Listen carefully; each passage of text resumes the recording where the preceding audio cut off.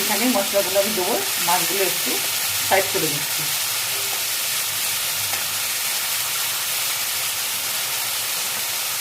প্রথমে দিয়ে দিচ্ছি রসুন বাটা,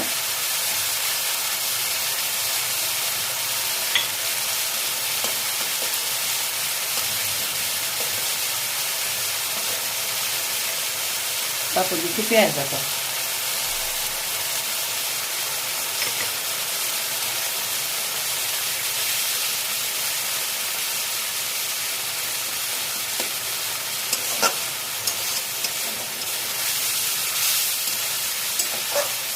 আমি আস্তে আস্তে মাছের সঙ্গে কষতে থাকবো মশলাটা।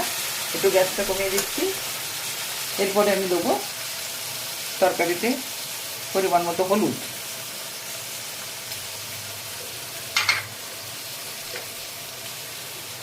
দিচ্ছি